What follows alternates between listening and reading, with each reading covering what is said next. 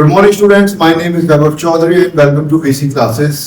आज के लेक्चर में हम करने वाले हैं बायोलॉजी का chapter 4 principles of inheritance and variation का लेक्चर 5। पिछले लेक्चर में हमने मोनो हाइब्रिड क्रॉस करा था। आज के लेक्चर में हम डाई हाइब्रिड क्रॉस कवर करने वाले हैं। साथ ही साथ 3 लॉ ऑफ मेंडल जो थे 3 लॉ ऑफ मेंडल, उनको भी हम डिस्कस करने वाले हैं। तो लेट गेट स्टार्टेड। तो हम बात करने वाले हैं आज के लेक्चर में डाई हाइब्रिड क्रॉस। अब जैसे मोनो हाइब्रिड क्रॉस के अंदर हमने 7 कैरेक्टर्स में से पाइसम सटाइवम के अंदर जो मेंडल ने 7 कैरेक्टर्स पढ़े थे, उनमें से हमने एक कैरेक्टर को लेके उसके बारे में स्टडी करवा था। 3 स्टेप्स थे। पहला था प्योर लाइन पेरेंट्स, देन उनकी क्रॉसिंग, देन उनकी सेल्फिंग जो आपको देती थी F2 जनरेशन। सो हम बात कर रहे हैं डाई हाइब्रिड क्रॉस के अंदर, जिसके अंदर हम पढ़ने वाले हैं 2 जीन इनहेरिटेंस, यानी कि जो 7 कैरेक्टर्स थे आपके पास, उनमें से आप कितने कैरेक्टर्स को स्टडी करने वाले हो? 2 कैरेक्टर्स को स्टडी करने वाले हो। ठीक है। अब ये जो 2 कैरेक्टर्स होने वाले हैं, ये डिफर किस में करेंगे? अभी जो 2 कैरेक्टर्स होने वाले हैं, डिफर कैसे करेंगे उसको समझते हैं। तो सबसे पहले क्रॉस करवा रहे हैं 2 पेरेंट्स, हमें चाहिए। अब जो कैरेक्टर्स हम ले रहे हैं, जैसे 2 जीन्स हैं, तो यानी कि 2 कैरेक्टर्स ही आप लोगे। यानी कि अगर आपके पास टोटल 7 कैरेक्टर्स थे, तो उनमें से जो 5 कैरेक्टर्स हैं वो दोनों के कैसे पेरेंट्स के सेम हैं, बट जो 2 कैरेक्टर्स आप बाद में ले रहे हो वो कैसे हैं? डिफरेंट है। तो इन्हीं का हम क्रॉस करवाएंगे और इन्हीं से हम समझेंगे डाई हाइब्रिड क्रॉस के बारे में। तो सबसे पहले हम सिलेक्ट करेंगे हम कैरेक्टर्स क्या क्या लेंगे। सबसे पहला कैरेक्टर जो आप लेने वाले हो, that is going to be the seed shape. कैसा लेने वाले हो आप? Seed shape. और दूसरा लेने वाले हो आप सीड कलर। सेकंड जो आप लेने वाले हो वो होगा आपका सीड कलर। अब सीड शेप आपके पास कैसे टाइप के थे? 2 टाइप के थे। एक था राउंड, दूसरा था wrinkle. Round will be represented with capital R and wrinkle will be with the small r.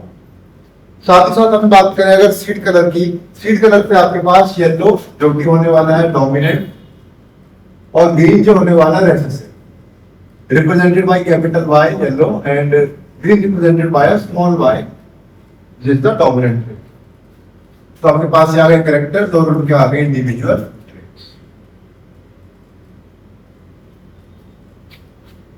तो स्टार्ट करते हैं। सबसे पहले हम सिलेक्ट करेंगे इसके अंदर पेरेंट्स।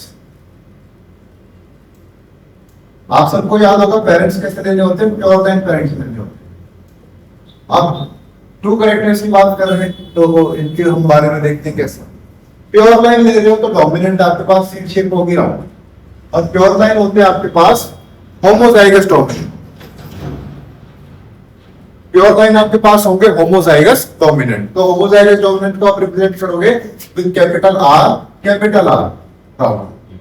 देन आपके पास जो पेरेंट है, अगर हम डोमिनेंट लेके चल रहे हैं, पहला एक डोमिनेंट लेना होगा, एक रिसेसिव लेना होगा। तो डोमिनेंट के केस में आपने राउंड रिप्रेजेंट कर दिया, होमोजाइगस डोमिनेंट। सेकंड आपको रिप्रेजेंट करना पड़ेगा दूसरे कैरेक्टर को, जो भी होने वाला है सीड का कलर। सीड का कलर आपके पास येलो, यानी कि यहां पर आपको लेना पड़ेगा homozygous dominant. Capital R, small capital Y, capital Y। साथ ही साथ अगर आप दूसरा पेरेंट सिलेक्ट करो तो सेम लॉजिक की वजह से आपको क्या लेना पड़ेगा? Small r, small y।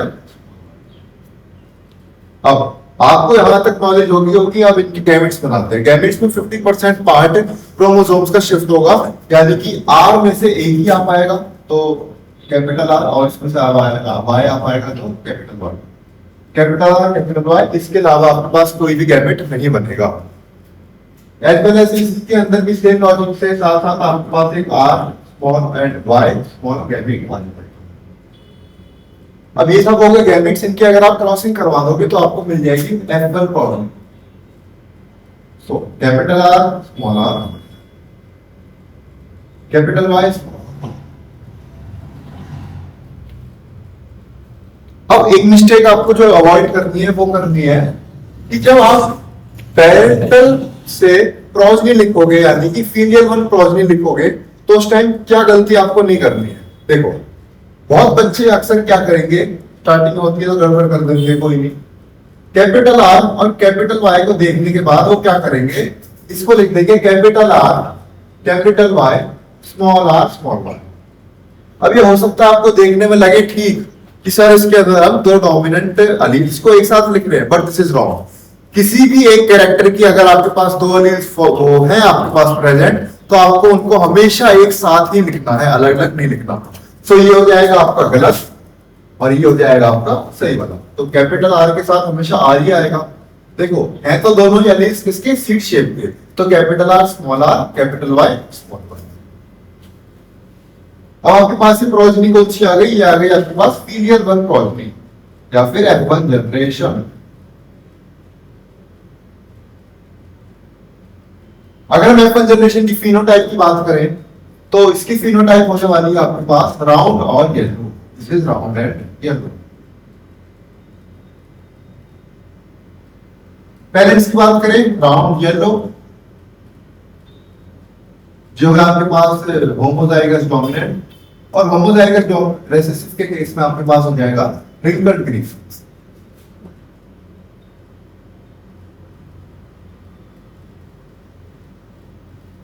पिछले लेक्चर में मैंने आपको एक चीज एक्सप्लेन करी थी, तो उसी हिसाब से मैं आपसे पूछने वाला हूं, कमेंट सेक्शन में बताना why we do not have a heterozygous recessive. क्यों हमारे पास एक हेटेरोजाइगस रिसेसिव कंडीशन नहीं होती, अगर होती है तो क्यों होती है, और अगर नहीं होती तो क्यों होती है, क्यों नहीं होती। ठीक है, कमेंट्स में बता देना।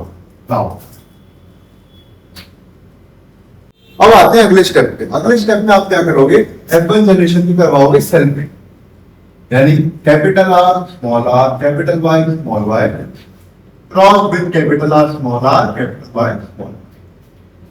इसको मैं बता देता हूं वहां पर। सबसे पहले अगर आप इनकी करवा रहे हो सेल्फिंग, ये क्या आपके पास F1 जनरेशन, अब इनकी आप क्या करवा रहे हो सेल्फिंग। सबसे पहला स्टेप होता है आपके पास फॉर्मेशन ऑफ गैमीट्स। सबसे पहले आप क्या बनाओगे, इसके गैमीट्स बना दोगे।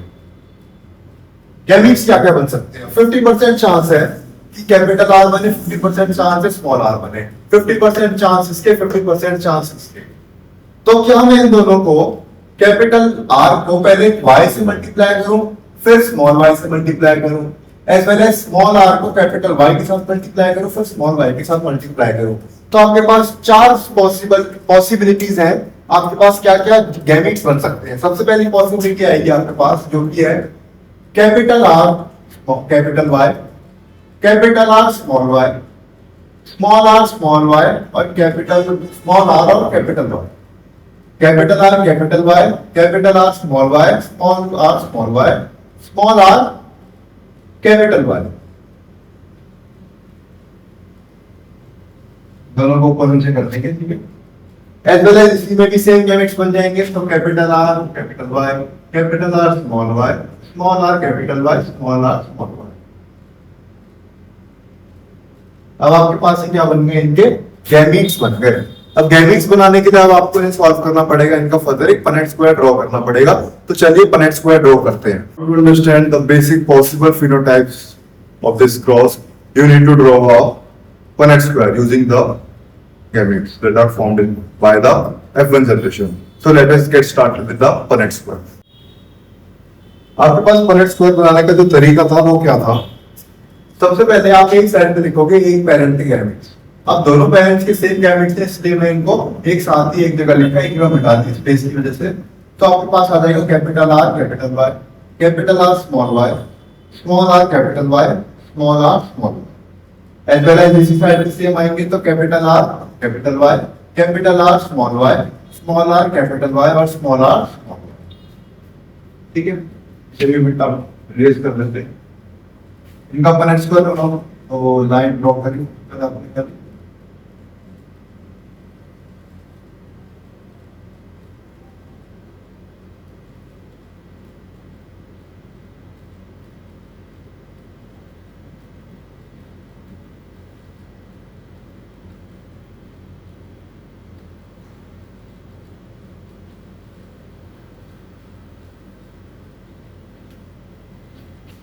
आप इनको मल्टीप्लाई करोगे तो देखते हैं क्या क्या पॉसिबिलिटी है।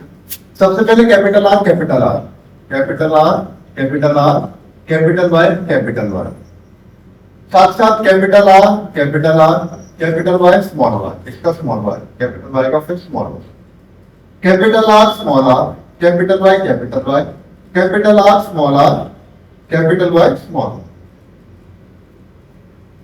ऐसे आप इन तीन को भी फिल कर लो। सो ये आ जाएगा आपके पास capital R capital R, capital Y small y. And capital R, small y, small y. Capital R, small r, capital Y, small y. Capital R, small y, small y. Capital R, small r, capital Y, capital Y. Capital R, small r, capital Y, small y. Capital नहीं, यहाँ आएगा small R capital Y capital Y, यहाँ पर आ जाएगा small R capital Y small Y, यहाँ पर आएगा आपके पास small R capital R small R capital Y small Y, capital R small Y small Y, small R capital Y small Y और small R small Y small. So आपके पास ये जो जितनी भी 16 प्रोजेनीज आई है, these are all the possible progenies of F1 generation की आप लोग ने इन्होंने रिस्टॉर्ट। सो आपके पास ये जितनी भी 16 पॉसिबल फिनोटाइप्स आई है, ये सब क्या है? ये है F1 जनरेशन को जो आपने सेल्फिंग करवाई। When the F1 generation underwent selfing, these all 16 were the possible phenotypes of the F1 generation selfing। आप इन्हें F2 जनरेशन भी कह सकते हो, और साथ ही साथ ये फिनोटाइपिक तो है ही है, but these are main square का जो काम होता है mainly that is calculating the possible genotypes. तो ये सब आपने क्या कैलकुलेट करी है? जीनोटाइप्स, और जीनोटाइप्स वो कैलकुलेट करी आपने, तो साथ ही साथ आप फिनोटाइप्स भी कैलकुलेट कर सकते हो। तो फिनोटाइप भी आइए स्टार्ट करते हैं। अब आपके पास पॉसिबल फिनोटाइप्स क्या है? या तो आपके पास होगा राउंड येलो, या फिर राउंड ग्रीन, साथ ही साथ राउंड थर्ड होगा आपके पास रिंकल्ड येलो, और फोर्थ फिनोटाइप होगी आपके पास रिंकल्ड ग्रीन। एक बार मैं आपको फिर से एक्सप्लेन करता हूं।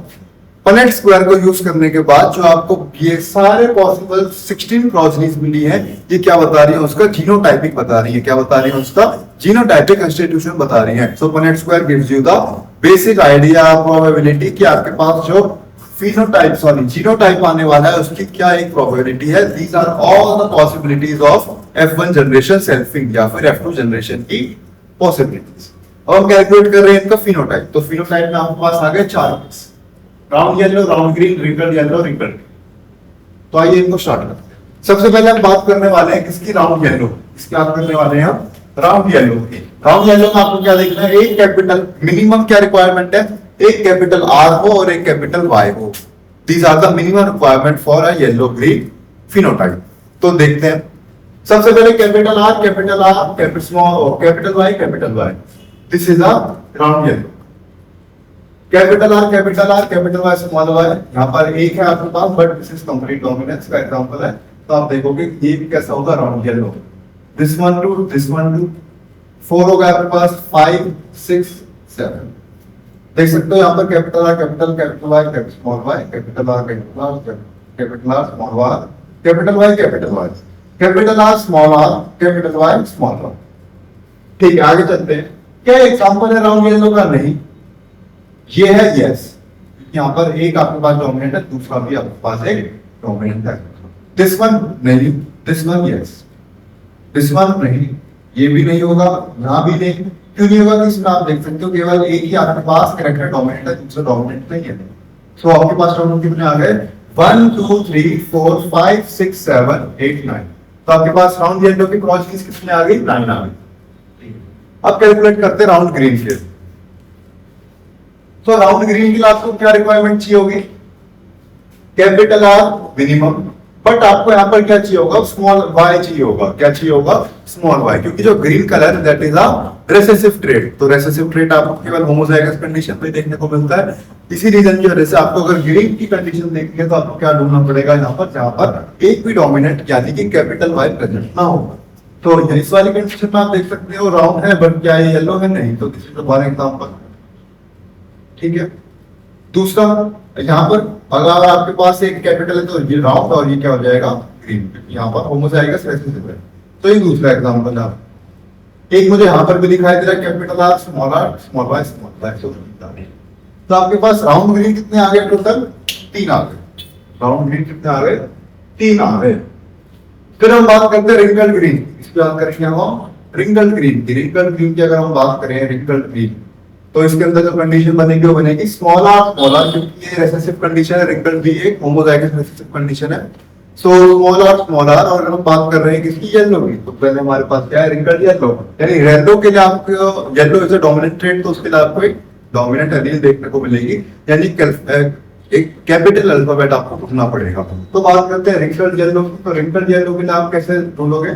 स्मॉल आर ये आपके पास कंडीशन है, ये भी बन रही है और ये भी बन रही है आपके पास। अब बात करते हैं येलो की। तो येलो कैपिटल है, यहाँ भी कैपिटल, यहाँ भी कैपिटल।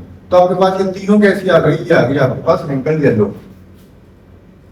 और मैं अगर बात करूं स्मॉल वाई की, तो आपके पास केवल एक ही बन रही है। तो जो आपके पास फिनोटाइपिक रेशियो आ गया, जो आपके पास एक फिनोटाइपिक रेशियो आ गया, वो कितना आ गया? 9:3:3।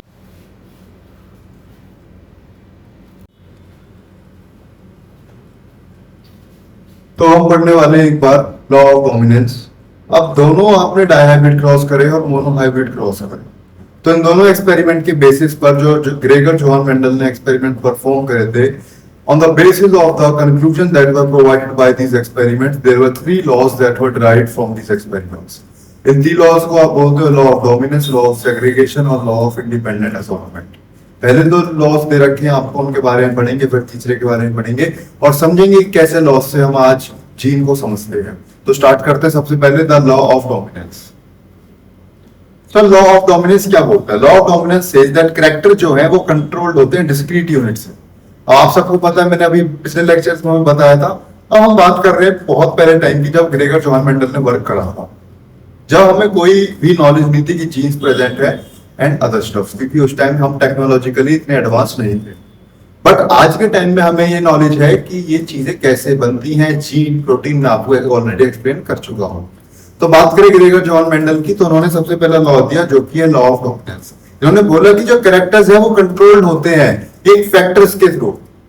किसके थ्रू? फैक्टर्स के थ्रू। और इन्होंने बोला डिस्क्रीट यूनिट, यानी कि फॉर एग्जांपल अगर एक Pisum type of Gregor Johann Mendel की बात कर रहे हैं, तो उनका ही हम एक्सपेरिमेंट्स देख।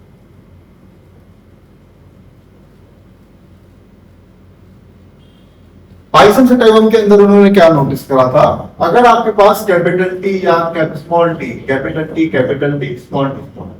अब अगर हम बात करें कैरेक्टर की, कैरेक्टर अगर हम यहां पर ले लेते हैं स्टेम हाइट की आपकी 2 टाइप्स की, टॉल और ड्वार्फ।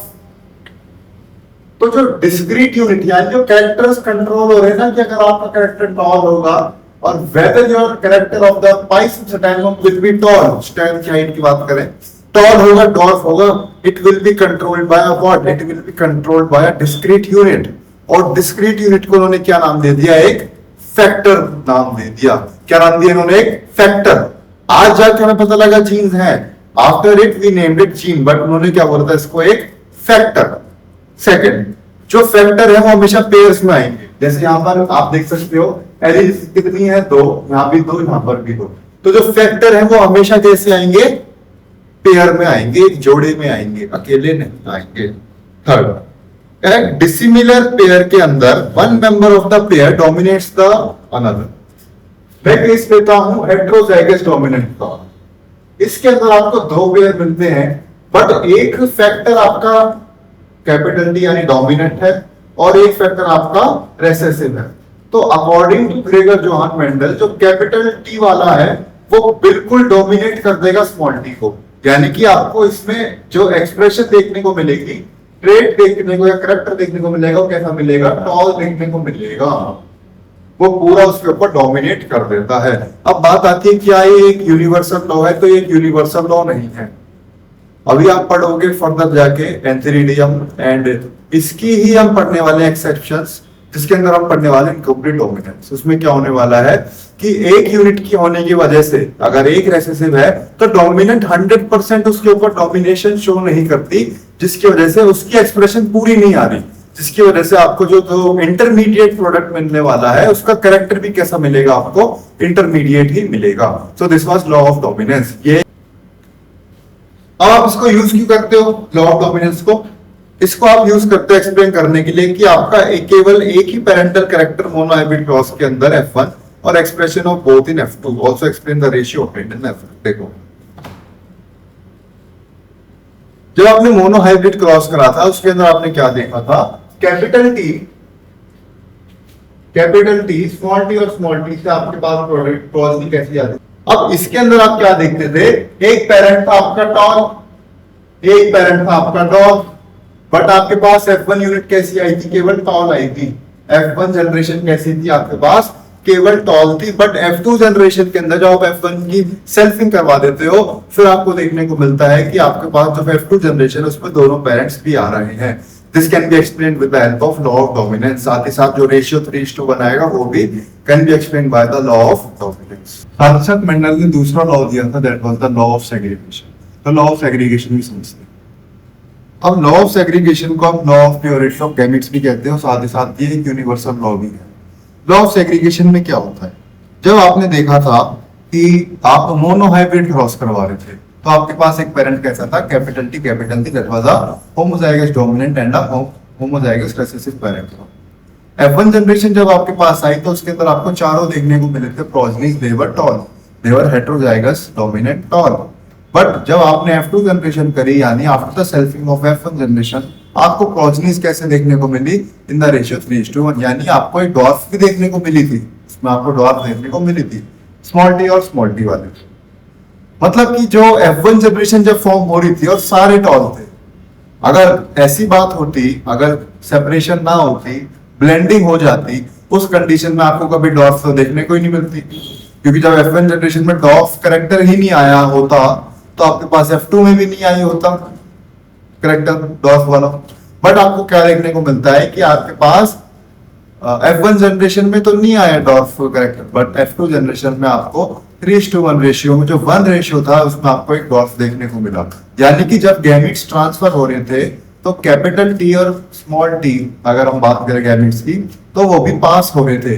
बट जब F1 जनरेशन में स्मॉल टी आया होगा उसने किसी के साथ ब्लेंडिंग नहीं करी, एट दैट पॉइंट वो एक डोमिनेंट के साथ था तो अपने आप को प्योरली तरीके से अपने आप को एक्सप्रेस नहीं कर पाया।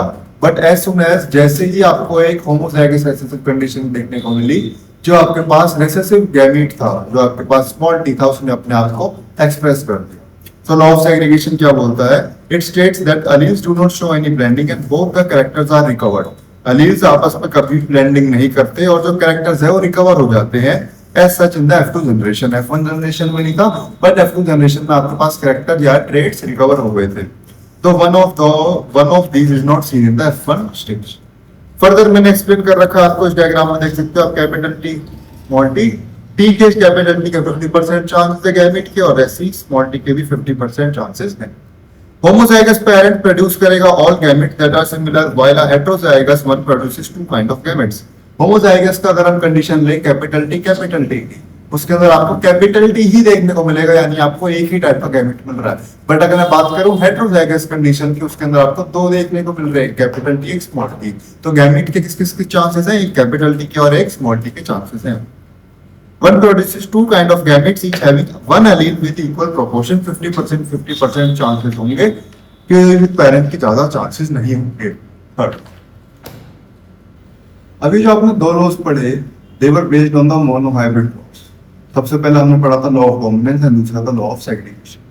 हम तीसरा लॉ पढ़ने वाले हैं, that is the law of independent assortment. ये लॉ भी दिया हुआ था ग्रेगर जोहान मेंडल ने, but this was based on the work done on a dihybrid cross. तो let us get started and understand करते हैं what was law of independent assortment. सबसे पहले अगर हम बात करें इस लॉ के नेम की, दैट इज इंडिपेंडेंट असॉर्टमेंट, यानी जो आपके पास असॉर्टिंग हो रही है वो एक दूसरे से इंडिपेंडेंट है, समझते हैं। अब अभी हमने पढ़ा था सीड शेप और सीड कलर के बारे में, डाइहाइब्रिड क्रॉस में पढ़ रखा है, मोनोहाइब्रिड में पढ़ रखा है। अब राउंड आपके पास टोटल प्रोजेनीज कितनी आ रही थी? राउंड प्रोजेनीज आपके पास टोटल कितनी आ रही थी? अगर आप पीछे अपने पेज में देखो डाइहाइब्रिड में, तो आपके पास बन रहे थे round yellow, round green, wrinkled yellow, wrinkled green. तो अगर मैं बात करूं केवल राउंड प्रोजेनीज की, केवल मैं बात करूं सीड शेप की, केवल राउंड प्रोजेनीज की, तो दैट इज राउंड येलो के 9 और राउंड ग्रीन के 3। तो this is 9 + 3/16। 9 plus 3 upon 16 16 progenies थी आपके पास टोटल। ऐसे में बात करो रिंकल्ड की, रिंकल्ड में था रिंकल्ड येलो और रिंकल्ड ग्रीन, 3 प्लस 1 टोटल 16 में। अभी मैं कलर की बात नहीं कर रहा, केवल शेप की बात कर रहा हूं। तो आपके पास क्या आ जाएगी, रिंकल्ड में 3 प्लस 1 दैट इज द 4/16 की आपके पास एक आ जाएगा रेशियो। ठीक है, साथ ही साथ में बात करूं अगर सीड कलर की, सीड कलर में आपके पास भी ऐसे येलो था और ग्रीन था। सबसे पहले था आपके पास राउंड येलो और रिंकल्ड येलो।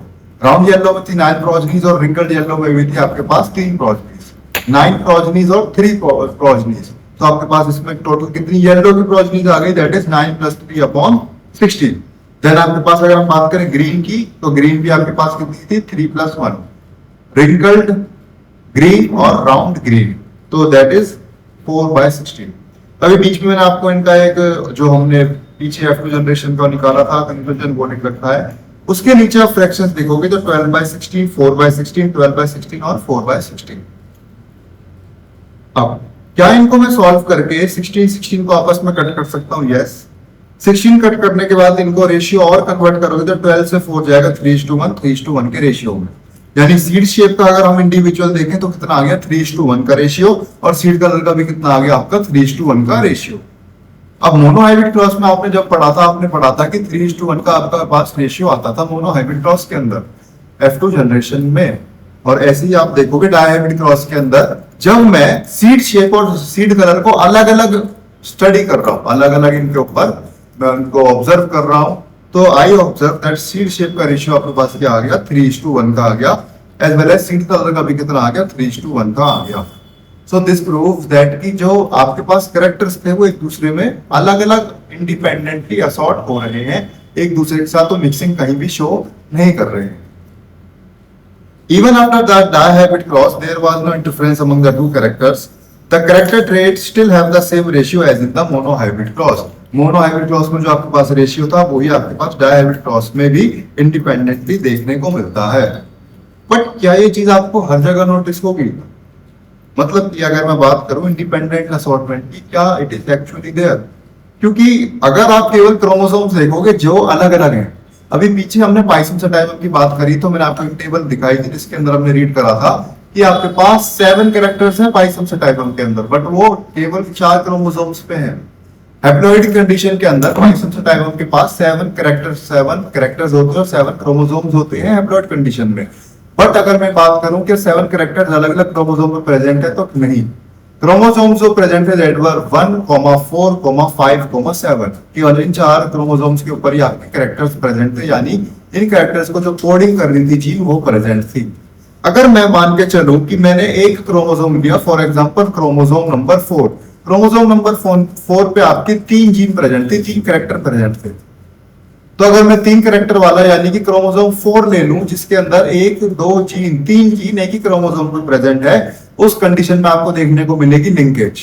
लिंकेज अभी हम पढ़ेंगे कि कैसे जीन्स आपस में एक दूसरे के साथ एक एफिनिटी बना लेते हैं एक दूसरे के लिए और वो एक दूसरे अलग नहीं होना चाहती। इसको डिटेल में करेंगे लिंकेज एंड रिकॉम्बिनेशन में क्रोमोसोमल थ्योरी ऑफ इनहेरिटेंस के साथ साथ। तो ये एप्लीकेबल कब है लो? जब आपके पास जो क्रोमोसोम्स है वो अलग अलग कोडिंग कर रहे हो, कोई 2 जीन्स एक ही क्रोमोसोम पे प्रेजेंट ना हो। So applicable only on the character which are present on different chromosomes. अगर एक साथ क्रोमोसोम्स पर है तो लिंकेज की कंडीशन हो जाएगी, hence linkage is the exception of law. तो इस लॉ का एक्सेप्शन कौन हो जाएगा? लिंकेज भी इसका एक एक्सेप्शन हो जाएगा। Alleles on the same chromosome fail to assort independently। अब मैंने आपको थोड़ा लिंकेज के बारे में एक्सप्लेन कर रखा है कि जो अलील सेम क्रोमोसोम पे है वो अलग अलग नहीं होती, जिसकी वजह से वो एक दूसरे के साथ चिपकी हुई रहती हैं और एक ही डीएनए मॉलिक्यूल पर चली जाती हैं और एक ही यूनिट की तरह। अब एक ही डीएनए में थी, एक ही जीन में थी, तो अगर डीएनए में सेम यूनिट एक साथ गई तो वो एक ही यूनिट बनकर आगे चली जाएंगी। अगर आप इनको क्रॉसिंग ओवर से सेपरेट ना करो तो ये सेपरेट नहीं होती, एक साथ ही रहती है। इनको अभी हम डिटेल में फर्दर करेंगे। देन हम बात करते हैं एक बैक क्रॉस की। किसकी बात करने वाले हैं हम? बैक क्रॉस की। अब ग्रेगर जॉन मेंडल ने जब F1 generation F2 generation use करी तो उन्होंने सिलेक्ट करते प्योर लाइन पेरेंट्स। बट क्या प्योर लाइन पेरेंट्स उनको पता थी? क्योंकि उस टाइम तो उन्हें गैमेट्स के बारे में, जीन्स के बारे में नॉलेज भी नहीं थी। गैमेट्स के बारे में हो सकती बट उनको जीन्स के बारे में नॉलेज नहीं थी। वो ये नहीं बता सकते थे अगर मेरे पास ये पाइसमसेटाइलम का प्लांट टॉल है, so is it homozygous tall और is it a heterozygous tall? तो उनको एक्सप्लेन करने के लिए इन्होंने एक प्रोसीजर करा, that procedure is called as a back cross, that procedure is called as a back cross. तो इसके अंदर क्या होता है, जो ऑफस्प्रिंग है वो क्रॉस करा जाता है अपने किसी भी पेरेंट के साथ। यानी जो आपके पास F1 इंडिविजुअल आया, जब आपके पास प्योर लाइन पेरेंट्स से F1 इंडिविजुअल आया, आप F1 इंडिविजुअल को क्रॉस करवा रहे हो पेरेंट्स के साथ, तो आप किसी पेरेंट्स के साथ करवा सकते हो। फॉर एग्जांपल मेरे पास जो F1 जनरेशन वो आई, कैसी आई, कैपिटल टी और स्मॉल टी, कैसी आई, कैपिटल टी और small T, that is a tall. अब मुझे पता लगाना है कि ये होमोजाइगस है, हेटेरोजाइगस, तो उसकी कंडीशन की बात करते हैं। अगर आप F1 जनरेशन को डोमिनेंट पेरेंट के साथ क्रॉस करवा दोगे, if you cross the F1 generation with the dominant parent, it will be called as a outcross. But if you cross the F1 progeny with the recessive parent, if you cross the F1 generation with the recessive parent, that crossing will be called as a test cross. उस crossing over को क्या बोलोगे आप, एक test cross बोलोगे। तो अब हमारे सिलेबस में आउट क्रॉस नहीं है, टेस्ट क्रॉस है, तो टेस्ट क्रॉस को ही पढ़ लेते हैं। टेस्ट क्रॉस में आप क्या करने वाले हो, F1 पेरेंट को आप क्रॉस करवाओगे, इसके साथ एक रेसेसिव पेरेंट के साथ क्रॉस करवाओगे।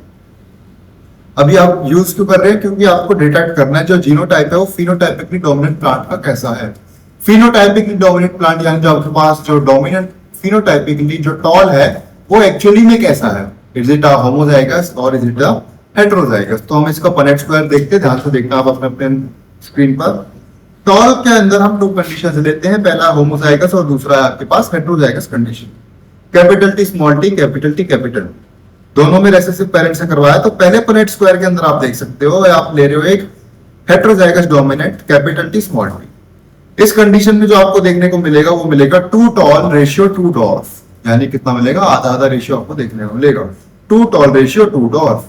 और अगर आप बात करो जब आपने कंडीशन ली होमोजाइगस डोमिनेंट की, तो जो आपके पास प्लांट आने वाले हैं वो कैसे आने वाले हैं, सारे टॉल ही आने वाले हैं।